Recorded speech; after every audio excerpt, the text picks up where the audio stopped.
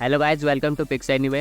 Episode start होता है और हम देखते हैं फूको को, जो कि ब्राज़ील रियो दे जनेरो में होती है एंडी के साथ एक शॉपिंग मॉल के मेंस वेयर सेक्शन में। फूको बहुत नर्वस होती है। फिर एंडी एक सूट पहन के आता है और पूछता है फूको से कि वो कैसा लग रहा है। फूको बोलती है कि वो सेलिब्रिटी के जैसा लग रहा है। फिर हमें फ्लैशबैक का सीन दिखाया जाता है कुछ घंटे पहले का, और हम देखते हैं फूको और एंडी प्लेन से ब्राज़ील आ रहे होते हैं और एंडी बताता है फूको को कि वो दोनों ब्लैक मार्केट ऑक्शन में जा रहे हैं, जहाँ पर नेगेटर्स, यूएमएस और आर्टिफैक्ट्स का ऑक्शन होता है और ये सब माफियाज करवाते हैं। एंडी और बताता है कि ऑक्शन हर बार अलग अलग जगह पर होता है और इस बार वो रियो दे जनेरो में लाइनर में होगा। लाइनर एक प्रकार का लंबा सा शिप होता है और इस लोकेशन का पता ज्यूज ने पहले से लगा लिया था। एंडी बोलता है कि यहाँ पर हमें अनरिपेयर मिल सकता है तो ये दोनों उस शिप में गेस्ट बनकर जाएंगे। प्रेजेंट टाइम में हम देखते हैं एंडी फूको को ड्रेस देता है ट्राई करने को, और फूको को लगता है कि ड्रेस बहुत छोटी है। एंडी फिर उसे एक लाल कलर की ड्रेस देता है। फिर हमें दिखाया जाता है कन्वर्सेशन जो कि फूको और ज्यूज के बीच हुई थी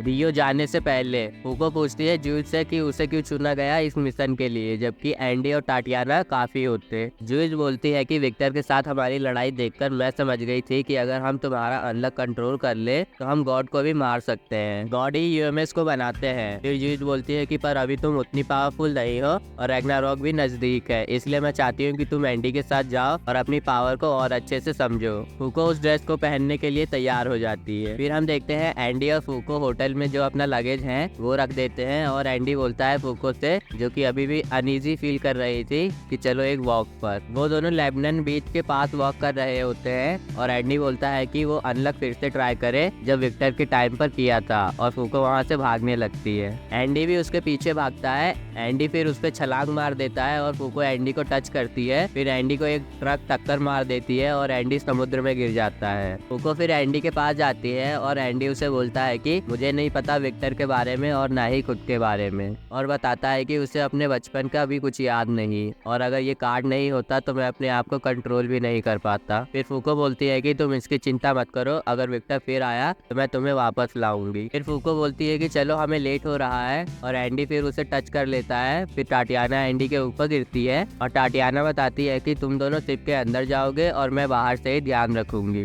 टाटियाना फूको को एक नेकटाई देती है जो कि उसने निको से बनवाया था। टाटियाना लास्ट में बताती है कि तुम दोनों को एक कपल की तरह जाना है पार्टी में, तो इस बात का ध्यान रखना। नेक्स्ट हम देखते हैं कि एंडी और फूको जा रहे होते हैं शिप में। जब वो दोनों अंदर होते हैं फूको को सुनाई देता है वहाँ पर कुछ लोगों की बातें जो कि अनाप शनाप बोल रहे थे यूएमएस और नेगेटर्स के बारे में। एंडी फिर बताता है कि जब से सारी लैंग्वेजेस यूनिफाइड हुई है इंग्लिश में, नेगेटर्स आसानी से पकड़े जा रहे हैं। और एंडी ये भी बताता है कि इस नेकटाई की वजह से ही फूको सेन से बात कर पाती है, क्योंकि सेन को चाइनीज आती है, वो चाइनीज में बोलता है और ये नेकटाई उसे कन्वर्ट करता है इंग्लिश में। फूको फिर समझ जाती है कि जिन नेगेटर्स को इंग्लिश नहीं आती उन्हें पहचानना अब आसान हो गया है, क्योंकि अब सारे नॉन नेगेटर्स तो सिर्फ इंग्लिश में ही बात करते हैं। फूको फिर पूछती है कि बेहतर क्या है, नेगेटर को यूनियन के पास लाना या उन्हें यही छोड़ देना बिकने के लिए। एंडी बोलता है कि दोनों तो सेम ही हैं, अगर उन्हें यूनियन में ले गए तो वो क्वेस्ट करते समय मर सकते हैं, और अगर यहाँ छोड़ दिया तो कुछ रईस जादे का खिलौना बन जाएंगे। फूको फिर बोलती है कि पता नहीं कौन आज बिकने वाला है, और अगर उसकी भी एबिलिटी दूसरों को नुकसान पहुंचाती है तो उसने भी बहुत मुश्किल लाइफ जी होगी, जैसा कि फूको ने जिया था, और वो खुद को भी खत्म करने वाली थी। एंडी फिर बोलता है कि एक नेगेटर सिर्फ 3 चीज कर सकता है। पहला, जिंदगी में अपनी रियलिटी को एक्सेप्ट करे और अपनी जिंदगी जिए। दूसरा, दुखी होकर आत्महत्या कर ले।